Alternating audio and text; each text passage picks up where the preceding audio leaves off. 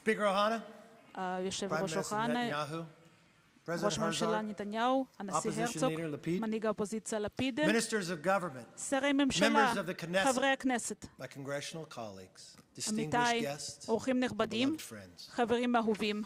It is an honor to זהו join you כבוד in the city להצטרף of אליכם Jerusalem, בעיר של the ירושלים, eternal עיר capital הבירה of Israel. הנצחית של ישראל.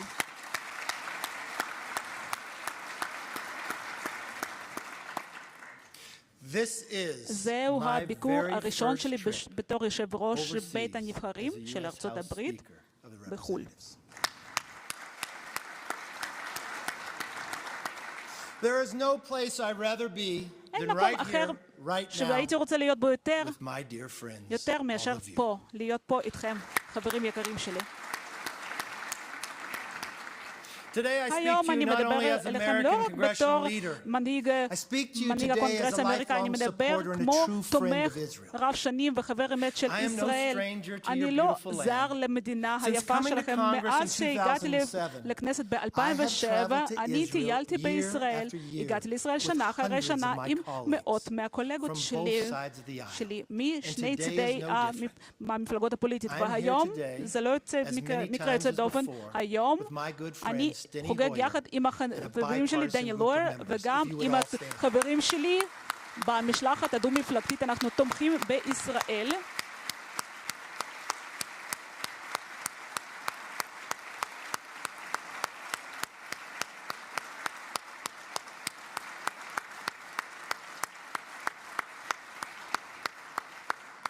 And I choose אנחנו to come here תומכים today בישראל, to ואני בוחר celebrate the לבוא bond היום על between our מנת two countries לחגוג את and הברית to בין שתי reaffirm המדינות the שלנו, bipartisan support for וכדי Israel in לדבר על Congress התמיכה is at the של foundation for our תמיכה truly שזה special relationship. ביטוי ליחסים המיוחדים שלנו. I begin with אני words מתחיל עם המילים that every שכל person in בן this אדם chamber will בחדר recognize. הזה יזהה. The land of Israel ארץ was the ישראל, birthplace מקום of the Jewish לידתו, people.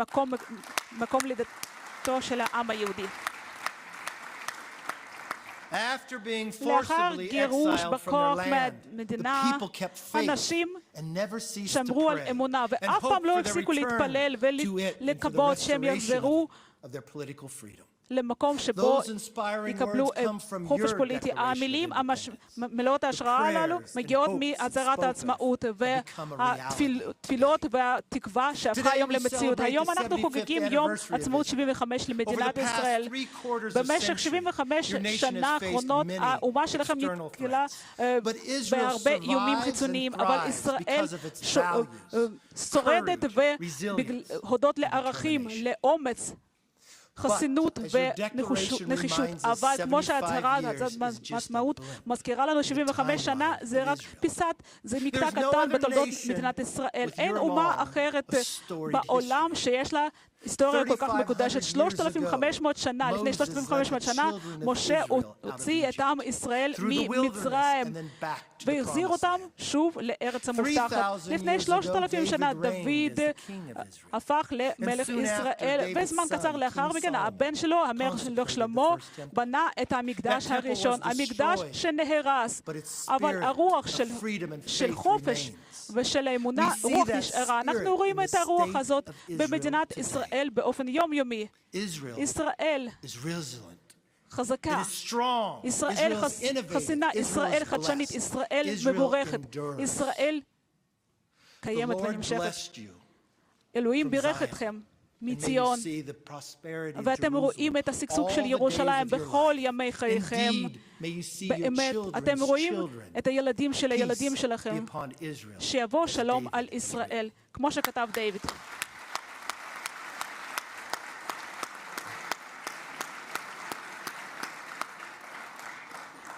It was President John F. הנשיא Kennedy ג'ון who אף said it קנדי best. אמר, Israel was not ישראל created in לא order נוצרה to על מנת disappear. להיעלם. Israel will ישראל endure and תימשך flourish. ותשגשג. It can be neither לא ניתן broken by לשבור אותה על adversity ידי nor ערעור, demoralized by success. והיא לא תיעצר Kennedy's words כלום.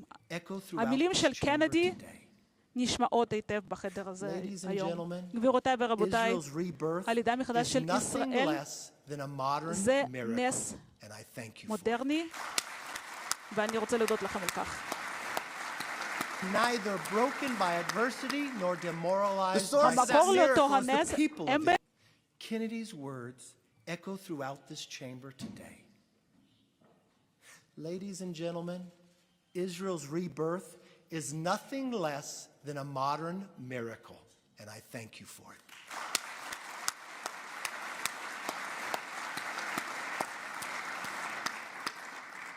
The source of that miracle is the people of Israel.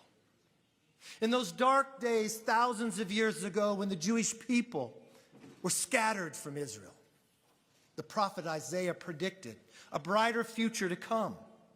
Inspired by God, he shared this command: arise, shine, thy light to come. My friends, today, 75 years after declaring independence, Israelites shine brighter than ever before.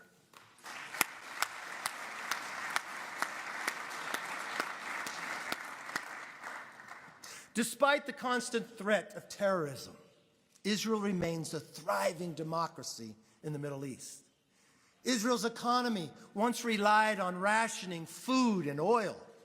Today, Israel is ranked as the fourth best performing economy among developing nations.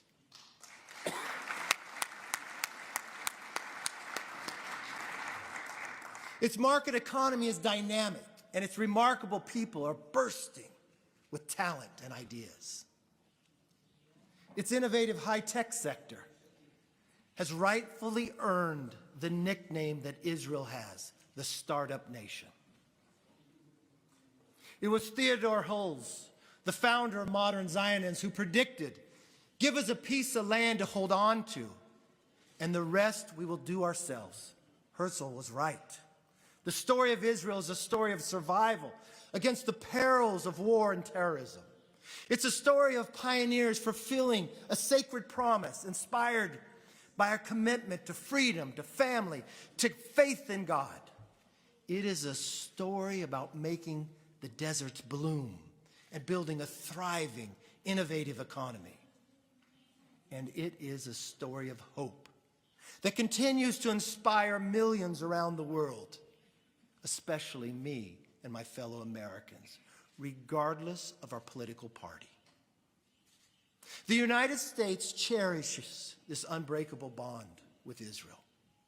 I'm proud that my country recognized your country 11 minutes after it declared its independence, the first country to do so.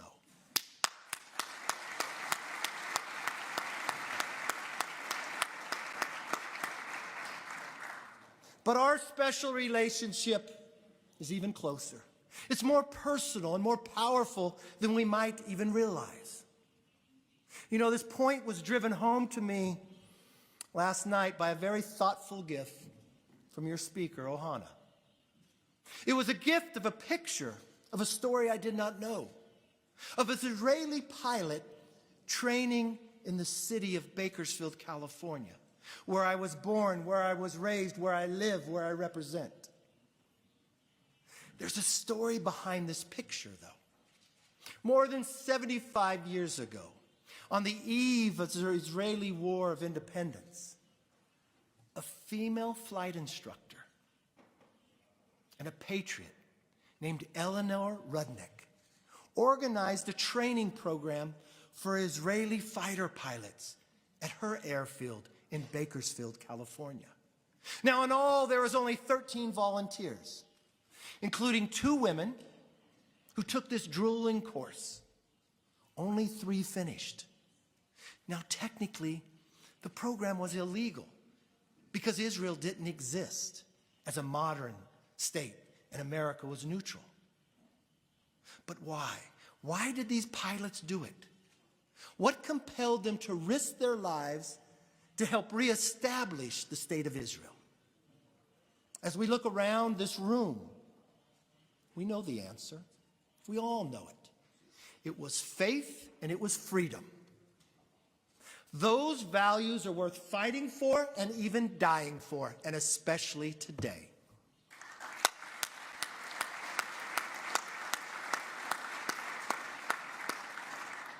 And so they took to the skies, not knowing what the future would hold, but knowing that God and million Americans were their allies in this cause. They won. Despite all odds, they won. And because they won, the state of Israel was reborn. 75 years has passed since those heroes helped secure Israel's independence. Most has only recently graduated from school. At the time, the joys and struggles of life were just ahead of them. And now, while they rest in peace, their sacrifice and legacies live on in a free and independent Israel and its special bond with the United States. You see, this picture tells us a deeper story. If we remain united, then the forces of freedom and democracy will always prevail. This is the foundation of our special relationship. We are the only two countries in history that were conceived in liberty and dedicated to the proposition that all are equal.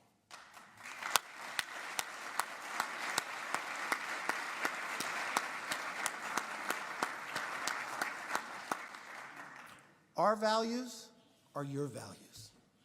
Our heritage is your heritage. Our dreams are your dreams. America is grateful for our friendship with Israel. We are a better nation because of it, and we must never shy away from defending it.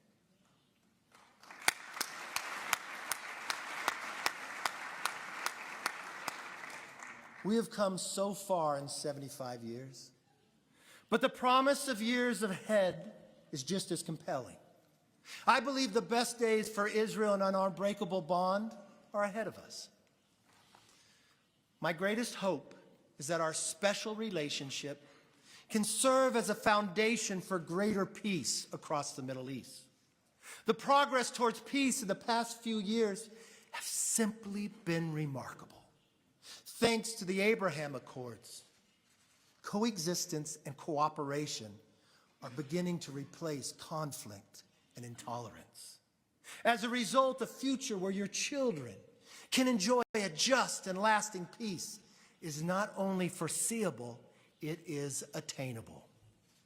Congress has supported the dramatic breakthroughs of the Abraham Accords. Last week, we passed a bipartisan resolution celebrating the 75th anniversary of commending the Abraham Accords as well.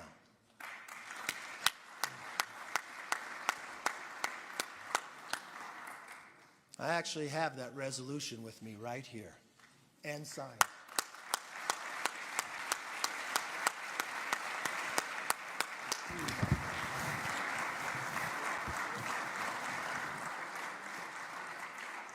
Now, it states in absolute terms that the U.S. stands with Israel, supports the Abraham Accords, and upholds that Israel has the right to defend itself.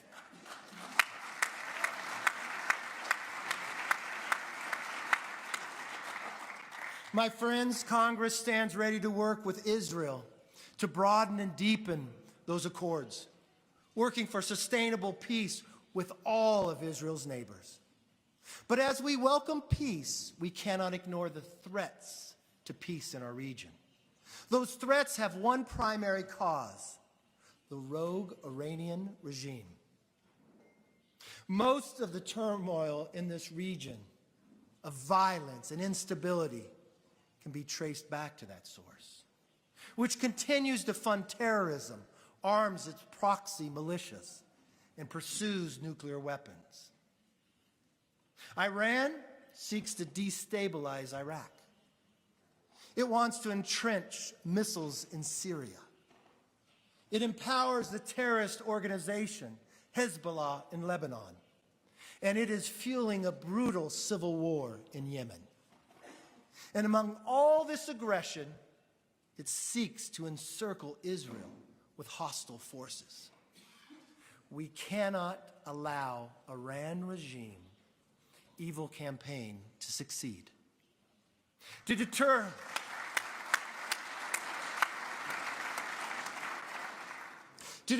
Iran's dangerous behavior, our nations must continue to stand together. We, the United States, integrated Israel into our central command and are continuing to carry out military exercises together. As long as I am Speaker, America will continue to support fully funding for security assistance in Israel.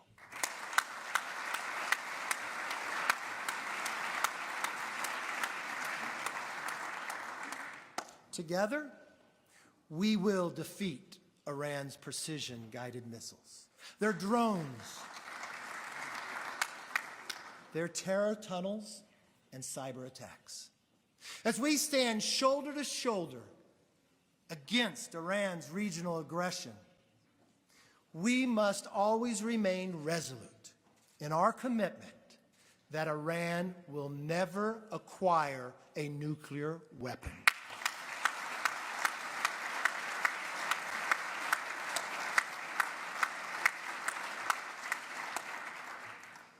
As we pursue peace in this region, we must also expand the economic cooperation between our two countries.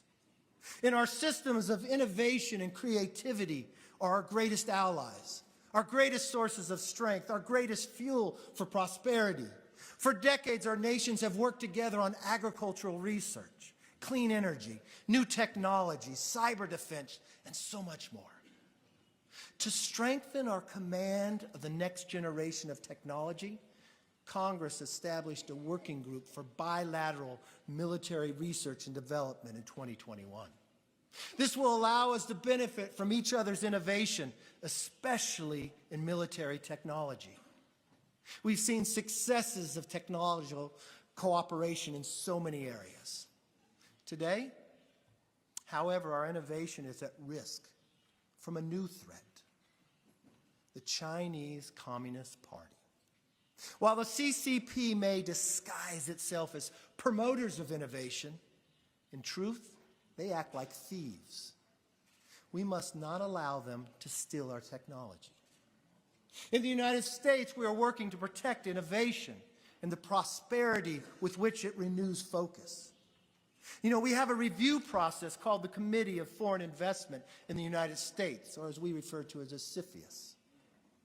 I want to thank you, and I'm glad that Israel has put into place a process to review foreign investments. I strongly encourage Israel to further strengthen its oversight of foreign investment, particularly Chinese investment, building on the steps that you first took in 2019. If we cooperate, then I'm confident we will meet the challenge and ensure a brighter future for both of our nations. The final priority for the future I want to discuss is ending efforts to delegitimize and discriminate against Israel. Whether it's the toxic boycott, divestment, and sanctions movement, or the constant attacks of Israel at the United Nations, prejudice against Israel on the world stage is damaging and destructive. There is no clearer example than the UN Rights Council, which has passed over 90 anti-Israeli resolutions since 2006. Yet they have turned a blind eye to true human rights violations by Iran, North Korea, and China. My colleagues and I in Congress will continue to stand with Israel, and we will increase the pressure on the United Nations to end these outrageous attacks.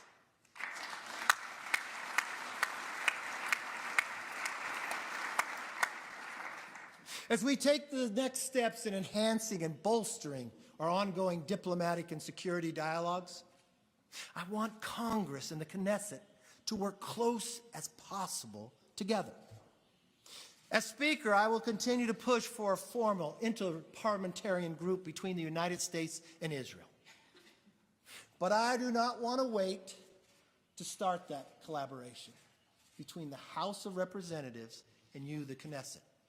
Therefore, today, I will establish a House-Knesset parliamentary friendship group so we can continue the strength of our bonds and build mutual understanding as elected representatives and work better together democracy to democracy.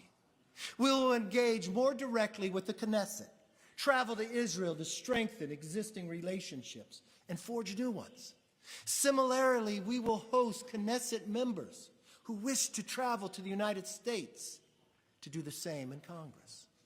This will be part of a new chapter of U.S.-Israel relations, and I look forward to working closer with your Speaker, Ohana, in this endeavor.